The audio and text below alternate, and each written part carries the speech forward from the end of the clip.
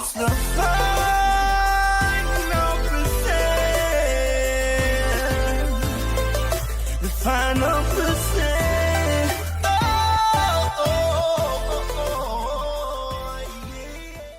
All right, welcome to another episode of the Final Percent podcast, and I have one of my very favorite human beings on planet Earth with me today. Brian Bogert is someone who I've kind of aligned with. It's not really a if Batman found his Robin, it's more if Batman found his Superman. Like, we are the new Justice League of personal growth, and it's all because we've gone through this stuff. And I was actually talking to him before we got on here, and we were just kind of, catching each other up on the businesses and where we're going. And from me to you, now I know a lot of people know that he has been to a couple of my events, but this is something that I just shared with him, and I'm going to share it with everyone out there. One of the reasons I love watching him work is he's always my favorite speaker at any event that we're at together. And it's because now, behind the scenes, guys, you guys got to know this, and this happened before we even got to this point. He will literally say the words, "Greg, I want to challenge you on that. Hey, why are you feeling that? What if we unpack that more?" And then I'll give him, some word ninja stuff that he just blows right past and goes, "Yeah, that's fine, but you didn't answer the question." And he challenges me right up front. But here's the big thing, and I wanted to make sure he knew this, and just as important, everyone else knows this. He challenges me from when he's just on stage and when he's just being my friend.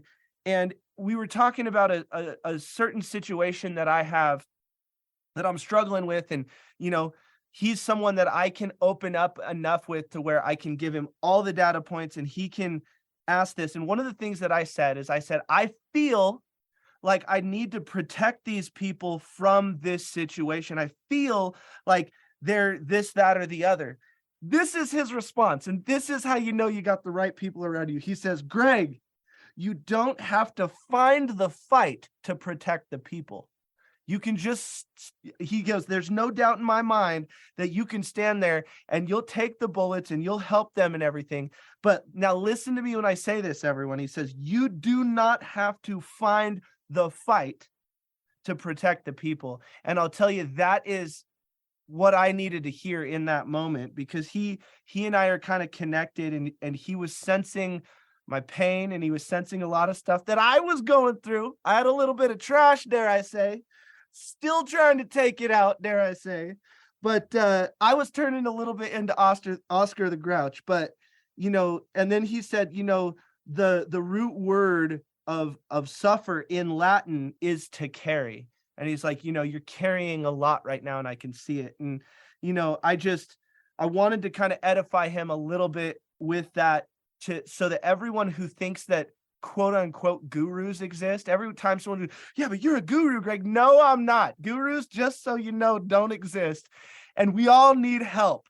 And I'll tell you right now, Brian is someone that I respect and I can be vulnerable with.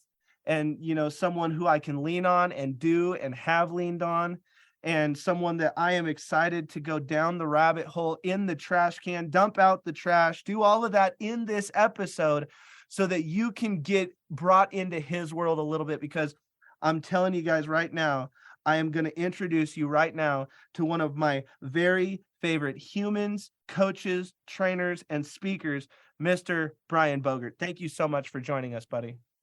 Holy shit, bro. What an intro. What I love, and I just have to say this, and I'm going to say you and George are two people that I've seen do this. The three of us, really.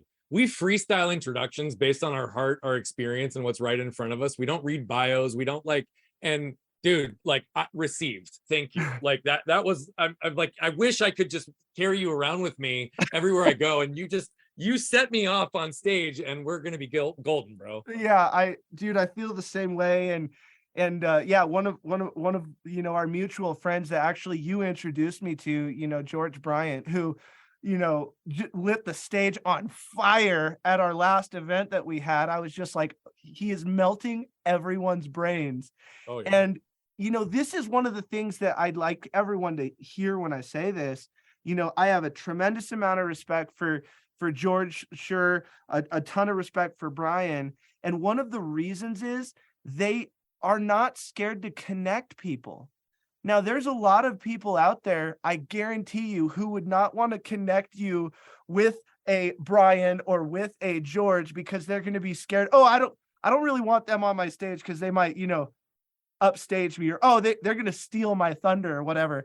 And it's funny because when I met you guys, I was like, how can I get on stage with you? Can you get on my stage? Can I get on your stage? Can we just go hang out? Do you want to have coffee? Did we just become best friends? There's so much room for activities.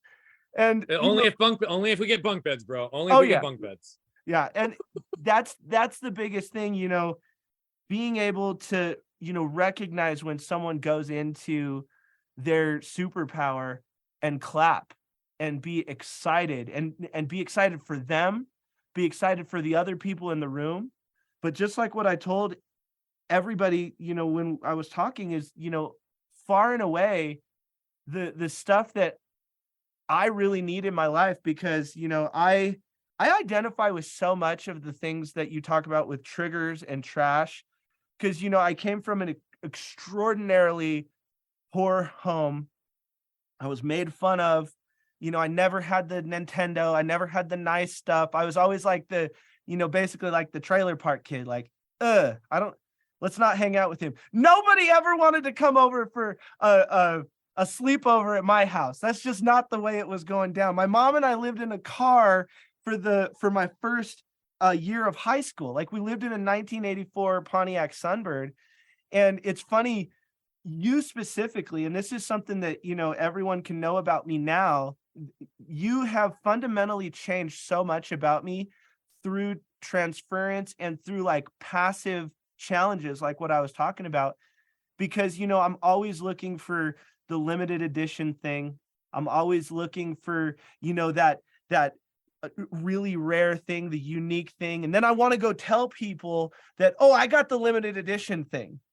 And it's because I always wanted to be limited edition. It's because I was always with the, I had the Walmart shoes, I had the Walmart pants, I had the Walmart this, and everyone could have that. But I realize now that my, addiction to stuff that, still I'm overcoming in a lot of ways, was that I never had it. I was never enough. I always, oh, you have those parents, or, oh, why did you get those are, last year's jeans or whatever.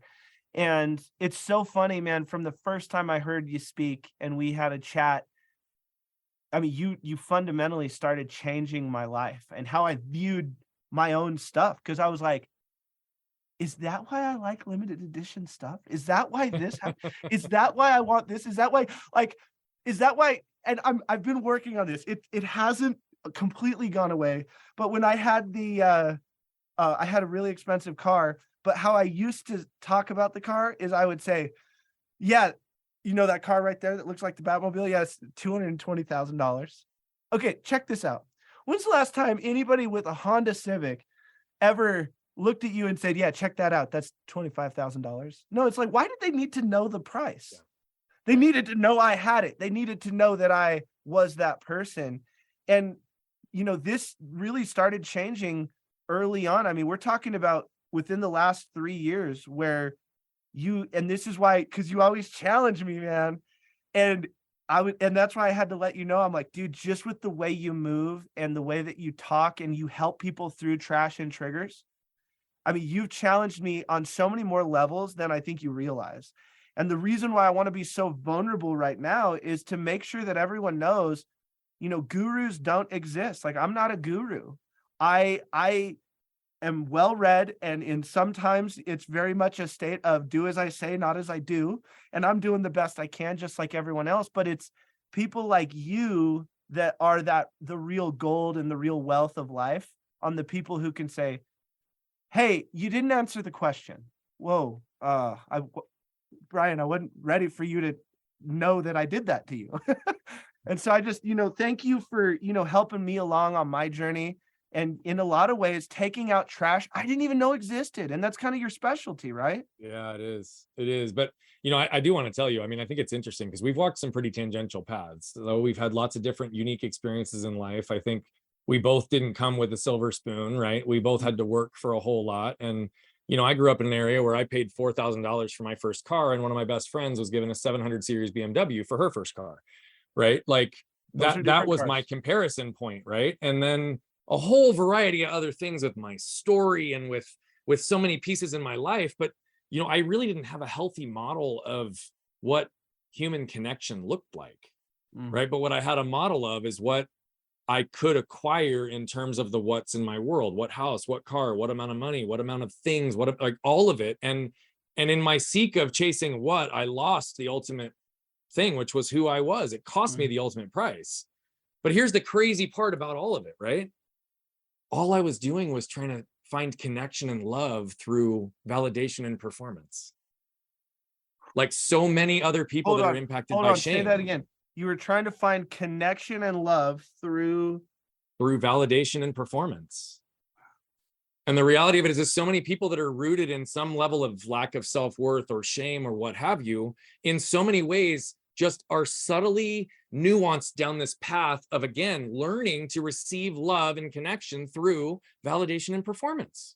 Wow. Right? It's based on what I have, what I've done for you lately, all these things that have nothing to do with who you are. It has everything to do with the external measures. And so, you know, that's something that I've been really unwinding for myself. And as I've been taking out my own trash, you know, I can sit here and tell you from a totally vulnerable position, brother, that I was more protectionary of the physical things I'd acquired in my life than of the people that were using them or around them. Wow. Meaning my truck would get scratched. I cared more about the truck and would get angry and react at whoever scratched my truck, not about the human that might have scratched my truck, right? The nice things, the cameras, the things, I would never let anybody borrow things because I was always afraid it was going to get broken, right? But I was more protectionary of the physical things I'd acquired than I was about the people that were in them, around them, or using them. And by the way, they were the ones I was trying to connect through with these physical items. So what the fuck about that, right? That's how damaging the trash from your past can be. And what you and I talked about even before this, bro, like the thing is the trash from your past isn't your fault. It just becomes your responsibility once you become aware of it. Wow. There's so much, you know, and, you know, I resonate with that as well. You know, I've been a performance person for a lot of my life and needing that recognition, to be validated. You know, I needed the applause to know that I was of value. And then it's so like, I think everyone, including myself, needs to hear what you just said. You know, you buy a camera or whatever to connect with people, but then you won't let anyone use or borrow it, or you won't even take it out because you don't want it to get broken. So then you can't connect with people. You know, we can literally just end this right now and just, you know, on the YouTube video, just do a giant stamp that says value. There you go. Because holy crap, those two things. Now, there's going to be people out there that don't know kind of where you're coming from. They don't know your story. Yeah. So can we hear a little bit of your story, what you've gone through, what's going on? So that people, of course. So since I know that a decent portion of your world has heard portions of my story, I'll just keep this like really hard and to the point. August 10th, 1992, 6:10 p.m. I was 7 years old, was at a Walmart with my mom to get a 1-inch paintbrush.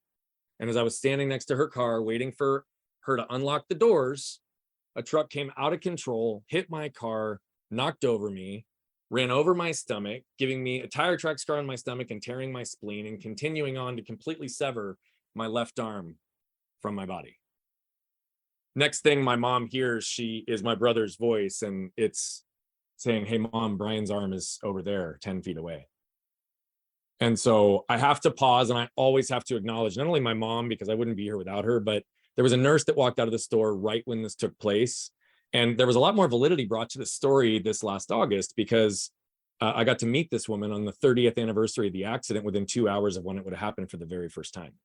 So I used to always say, I'm forever indebted to this woman for her choice to go into action for the literal life and limb scenario that she saw in front of her. Wow. Why that became more powerful is she had a friend with her that day. And her friend did not go into action. Her friend turned her head to go on with her day. And I want to be really clear. There's no malice against her friend. She had every right to do that. I have no hurt feelings, no nothing. But the power of choice shows the ripple effect, the impact that we can create. Because when I asked this woman, why did she come over? Why did she decide to save my life by stopping the bleeding on the main wound? And why did she instruct people to go inside and get a cooler and fill it with ice and get my detached limb on ice within minutes? And she said, I never even thought about it. I just acted. And what became very real for me is that she was so instinctively going into a protectionary mode based on her training. It actually caused a ripple effect of trauma in her life for about a decade that I got to learn about, and we got to talk about it. But it was really interesting because I used to call it my story as if it was my fault. And I started calling it the accident over time because it's not my accident. It's the story. It's the accident. It impacted my mom, my dad, my brother, the driver, her, every person in medical staff. And that's what the ripple effect of our existence can be. And so it just brings more credence to what you and I talk about. It's like, dude, I just believe that moved people move people. And so when you recognize that, like, I was stuck very, very early, I had to learn how to not get stuck by the things that had happened to me, but instead get moved by what I could do with them. And there's just been a whole lot that's come from that. But you know, I used to think that my story, right, my real like hero's journey, like the thing that made me was this accident. It wasn't. When I was 20 years old, I re-broke my arm in a snowboarding accident and I almost lost it again. And it went by my side, hanging there for 10 months, while 7 surgeons refused to do surgery on me because of medical malpractice, and me realizing that the world had bought into the power of the narrative I'd created for myself over that last 13 years, which was Brian's good, Brian's strong, Brian's capable, and he can do anything himself. Now, the part that the world added to the narrative that I never said is, oh, by the way, if he needs help, ask for it. Here I am in the most vulnerable period in my life, so depressed, so isolated, so disconnected, so like angry for a minute because nobody was there. And then I realized it wasn't about them, it was about me. That was the narrative I put into the world. And I just didn't happen to have the courage in that moment to ask for the help. But what it really allowed me to start to understand is that I had to start looking inside, because up until that point, I lived largely just on mindset and mental toughness, which is only a portion of the equation, by the way. And so when I started to really understand that human connection was what it was about, that's when I started to look inward and started to realize all of the trash that I had buried and convinced myself was not affecting me. Because when I shut off physical pain, when it exceeded my ability to cope, yeah, my physical body healed, but it didn't from a cellular level. But I also shut off mental pain, spiritual pain, and emotional pain, and all the healing that had to take place in each one of those categories. For about 25 years, I was shut off to it. And so once I saw it, I couldn't not look at it, because I truly was living in this place where I felt heavy all the time. I was super disconnected. Man, I felt like I could never catch a breath. And then I started to realize I was just being weighed down by the years of trash that I'd been carrying and all the armor that I was carrying along with it. And so when I realized how disconnected I was and how much I didn't, the more money I made, the more miserable I was. And I want to be really clear here. It had nothing to do with the money. It had everything to do with what was I actually chasing. And I was chasing the what to get the who, which ultimately led to an emptiness, because the who was not really there, right? I believed if I'd built this life of significance, that people might just want to be around me. And then that narrative of me being alone would never exist again. And so it didn't pan out that way. Wow. And I realized that's when I needed to really flip things around. And I've been for the last decade digging pretty far. And it's amazing the trash that I've identified and taken out, and the treasures I've found buried underneath all that trash pressure. Wow, that's powerful. Yeah, I find your story so, or I find the story, I'll adjust it. I find it every time you tell it, it is such a perspective shift, because you can start understanding,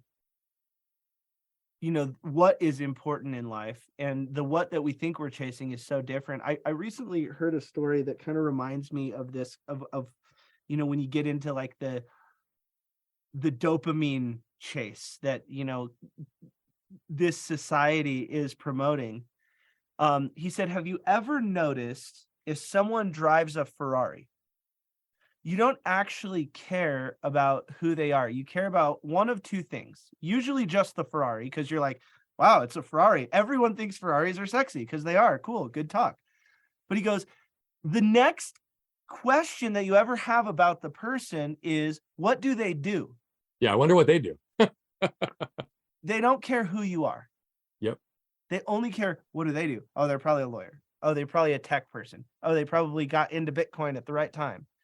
But they don't talk about, oh, I'll bet you that guy's an awesome father. Like, buying a Ferrari has zero expression of what kind of parent you are. And, recently I just took Conrad sledding. He's one. And like the whole time I was thinking like, oh, this is the actual wealth of life. This is all that matters. So here's the thing. This is like what I absolutely realize. And we hear all this all the time, right? Like people talk about being in the present, being here right now, like all these things. But like the most simplistic thing to do and the only thing real is right now. It's literally the only thing real. Future is always fabricated because we can't do anything other than fabricate it. We can manifest it. And it doesn't necessarily mean that the future is always bad, but like it's not real. It hasn't happened yet. The past is skewed through our filters of our own trash and whatever our intellectual and emotional narratives have caused us to believe about the stories that have happened to us. When in reality, as Ryan Holiday says, there's the event that happens to us and the stories we tell ourselves about it. There is no good or bad without us. And so if we recognize that like that's the case, I mean, even in this situation, you're right, you look at the car and it's like, what does he do? But how many people do you say, hey, tell me about who you are? Hey, who are you? And they answer with what they do. Yeah. 99% of people will not answer who you are with a who you are answer. They will answer it with what I do. Exactly. And so if it's so far ingrained that we can't even recognize the incongruency in answering who you are with what you do, that shows how disconnected we are even from ourselves. No fucking wonder we're disconnected from each other. That's powerful. So one of the things that I think people are, this is kind of the downfall of, humanity is, and this is from governments, because certainly culturally and politically we get this, spouses, friends, business partners, is people get, and I'm going to say this word, and I want you to just talk about it, because I think, again, you're one of the rare people who can actually give people insight on how to deal with triggers. And governments get triggered, religions get triggered, friends get triggered, business triggers are everywhere. And people are running around trying to pull the trigger as fast as they can. Their own trigger, other people's triggers. And until you get taught some tools or some awareness to de-escalate and to choose not to pull the trigger, because usually it's a reflex, not a choice. Yeah. So can you just talk about your research and your ideas and the work you've done and the different philosophy around triggers? Because I think it is something where if we give insight and awareness, we can really change people's stars and change the entire trajectory of marriages and businesses and hopefully the whole world someday. But help me understand your view on triggers, man. So when I reference the trash from your past, I'm largely referencing triggers. So I'm a big believer that there's many people in this world who believe that they're stuck because they have the wrong strategy and tactics in this world. I mean, brother, that's why we see so many 7-step systems for success and, your get rich quick and all these shiny objects that distract so many people from real quality work that helps them build and improve who they are, their lives, their businesses, and their wealth. Right? Like there's a lot of gimmicks out there and it makes sense. But here's the reality. Strategy and tactics are critically important. They're critically important for scaling your business, your life, your relationships. Like you need systems and processes, and strategies and tactics and skill sets and knowledge all get you there. Yeah. But they're not what keeps you stuck. The only thing that's keeping you stuck is the trash from your past that's connected to the emotional triggers, behavioral patterns, and environmental conditioning that exists there. Now, your triggers are those things that often will cause you to react in a moment and flip your lid and cause a lot of damage in a situation because your wife said something to you about how you loaded the dishwasher incorrectly, but it had everything to do with how your grandma looked at you when you were 4. Our triggers and our trash are those things that transport us from our current moment into a prior patterned memory that causes us to feel that same level of protection, that same level of fight or flight that we might have in a different situation. So when we talk about trash, right, I've suffered deeply from shame and I suffered deeply from anger, neither of which I was consciously aware of for years. They were developed from the trash from my past, right? I didn't believe that people believed my story because I'd come out of the hospital and I'd have a teddy bear because my arm had to be 90 degrees from my body. So the teddy bear's between the sling and my arm would heal this way. And everybody would say, hey, Brian, what happened to you? What happened to you? And I'd tell them the story. I'd look them dead in the eye. I was run over by a truck and my arm was torn off. And they'd pause immediately. And they'd turn and look to my parents, which told me they didn't believe me. They didn't believe my story because that's what they were doing. They were looking at my parents for validation because what kid gets run over? They were expecting me to say I crashed my bike or flew off a jungle gym, right? And a whole variety of other things, but that's just an example of the source of a trigger that would then cause me to feel like I wasn't going to be seen and understood, and I wasn't going to be able to connect at the deepest level. And so what would I do? I would protect myself. I didn't realize this for years. But so what would happen? My wife would come up and she'd say, hey, honey, what are we going to do with the kids this weekend? Totally innocent question. But because being a husband and father is the number one thing to me, it's the only thing binary in my world, right? This is how my shame trash caused me to hear it. Hey, honey, you've not done enough to be a good husband and father recently. So what are you going to do to make up for it this weekend? Oh yeah, that's a different thing happen inside your head. Right? Not what she said to me, but that's what I heard. Yeah. Wow. That's what I felt. Right? So then what happens? I literally flip my lid and I react on her and I rattle off the 10 things I've done in the last 4 days to show her that I'm a good husband and father. Wow. Now I've created damage, which has caused more of a ripple effect in her world, causing her to trip on her trash, right? Causing her to spin and swirl in her own shame and have her own armor and protection go up. I've further disconnected us.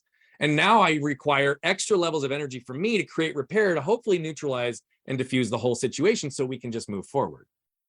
But in reality, if I can start to understand how my shame moves through my body, how it moves through my world, then I can move through it. And so we have a framework where we help people become aware, own, unpack their trash from their past so that they can identify it and move through it.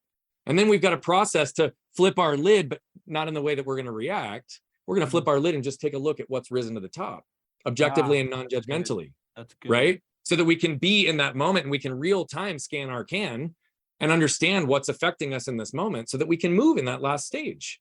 Because when we can really reclaim and understand that the next time my wife says something to me, right, I can now flip my lid, scan my can real time and say, hey, babe, what you just said to me triggered me a little bit. So I have a feeling it's not exactly what you meant. Could you please restate that? Or maybe we can just pause this and revisit this later when I can diffuse myself a little bit more. Right? Or all of a sudden, we can just be in a position where we don't even have those moments of resistance anymore because we've actually effectively excavated the trash from our past so we can see it clearly. Because when we react in that moment, right? When you feel like trash and when you feel like garbage, guess what? That means you have trash from your past.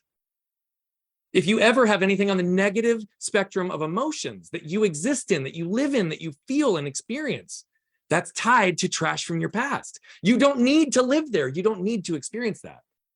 I only want you sitting in the trash from your past long enough until you can understand what it's pointing you towards.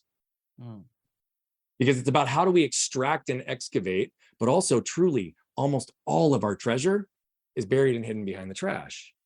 So our triggers cause us to react in these moments because our trash is connected to either unpacked or unprocessed prior events that have caused us to experience and feel things in a certain way. And we can pause now in the moment that we feel like trash and say, is what I'm reacting to right now have anything to do with what's right in front of me? or does it have to do with the trash from my past? Mm. And when you can separate that even in a moment, you reclaim the moment. And oh, by the way, what did I just tell you? The only thing real is this moment. And we're trying to put you in a position that you can be the observer and active participant in your life real time so that you can continue to move. Because that's what it's all about, brother. Yeah. Wow, that's so good. Well, so I think that's just absolute gold. One announcement I want to make is, you live in Arizona, and no, I'm not going to give everyone his address. That's not what I'm saying here. I am saying that on our retreat, March 3rd and 4th, Brian is joining me and Cosimo to do an approach to like really change your life. And just to be clear for everyone, these are different than my prior retreats where I just hammer you with, 50 different speakers. There's a good chance that it's literally just going to be me, Brian, and Cosimo, because we want to be able to go deep and not wide. And we want to, see what's possible when we focus on relationships, community, and we get out of the generalities, because being on stage, we have to talk a little vague because we're trying to help people understand and just raise the awareness a little bit. These events are to really raise the awareness a lot of it is what we're going after. We want to go deep, not wide. So Brian has decided to grace us with a little bit of he's going to show up in a big garbage truck. He's going to have a garbage suit on. Like it's going to be I just made. I'm starting to get known as the garbage man. It is. That was the first thing I had to land on when we went down this path. Is I was like, all right, is my ego gonna? Wait. There's no place for ego in the work I'm doing. That like immediately shut it down. I was like, I'm gonna have to be okay being referenced as the garbage man because, dude, it is what it is. But here's the reality. I'm just trying to get every single person to be their own garbage man. Yeah. Because you're the only person that can do the work. You're the only person that can do the digging. I just want to shine a light to show you the way, because I've said this for years, bro. I want to elevate and empower as many people as possible. I'm not the type of coach that wants dependency on me. That's why my intensives cap at a year. I won't work with you longer than a year. Because if I haven't gotten you there within a year, then I'm either not doing something effective enough or you're not applying it actively enough. Either of both is not a good use of our time or energy or resources. And I'm all about trying to free as many people as possible. So I know that when you're down here, brother, we are going to do something really cool together, but I have a question that I want to just dangle there for just a minute. Sure. Okay. And I have a feeling, I don't know if the answer's coming out right now or not. We'll have to see where this goes. But Greg, who was the last person that made you feel like garbage? I know someone. I guess we're going to unpack that on when you join me on Flipping the Lid, bro. Okay. We'll unpack that. And I'll promise you and everyone, I will hold nothing back, because that's the only way you actually unpack the garbage. Is you gotta get it. We gotta get what's over here going to recycling. What's the compost? I'm so close to Boulder. I still don't understand compost and recycling and trash. And it's gotten to a point where there's like 7 different things. I'm like, and then it's Boulder, which is maybe the most judgmental place on planet Earth. And I'm sitting here like, if I throw this in the wrong thing, someone's going to tackle me. So, which is probably more trash that I need to unpack. But no, but so here's the thing. The cool part on our show, bro, we're going to feature you and all the cool things that have existed in your life to get you where you are now. So we're not going to go deep on anything other than where it's relevant for people to extract lessons. Amen. That's the goal of this show. And so this will only be a reflection to empower other people to move through similar situations there where they've been buried in someone else's trash that made them feel like garbage. Take it to the next level. Yeah. And you have a podcast that they can listen to right now called Trash Talk. Is that right? It's not live yet. We are in the process of filming a pilot show, which is where we actually help people identify and take out their trash real time in a coaching capacity on screen. And that one is going to be launching here over the course of the next month.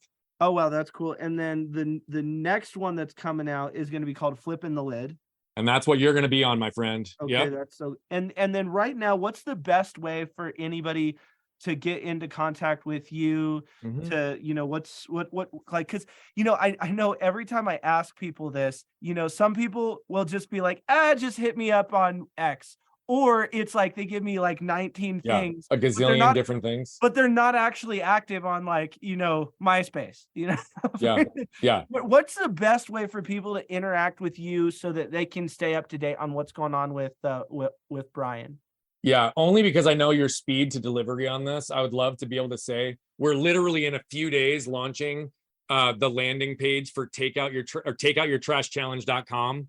And so that's going to be amazing because it's literally just easy. Takeoutyourtrashchallenge.com. Remember that if you've listened to this and it's later than the end of January of 2023, that site will be active. But any of you who are listening to it in the next week, it's not.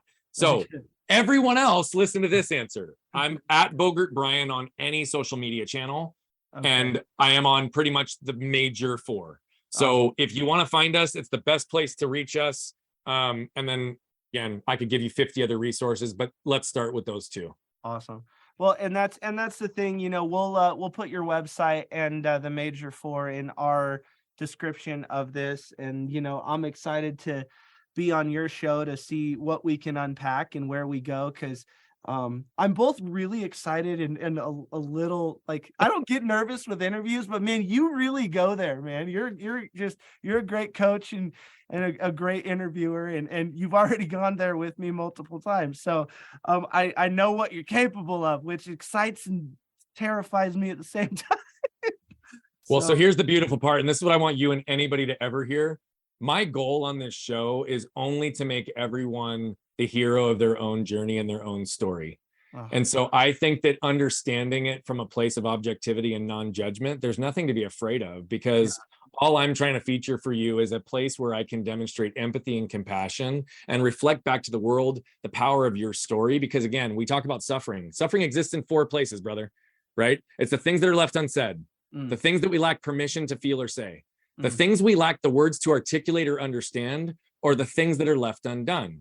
Whenever you get on stage and you speak your truth, whenever you drop your armor and demonstrate vulnerability and authenticity, which you do all the time, right? Telling your stories, giving your nuggets of gold and wisdom, you're actually giving people permission to feel and say things that they might not have had otherwise. And you're giving them words to articulate and understand their situation in a way that they might not have understood before, which gives them the freedom to act and do. And so, my friend, you are somebody who is actively alleviating people's suffering because you are lightening the loads that they have to carry by you empowering them with the strength and beauty of your heart and your story and the lessons that are wrapped up in it, brother. So that's what I want to feature for the world, because that's who you are, man. Well, I gave you a good intro. You gave us a heck of an outro. So thank you so much, my very good friend. And I'm so excited for what this life has in store for us. And we'll keep co-creating it, my friend. Oh, it's just the beginning, brother. It's the final percent. The final percent.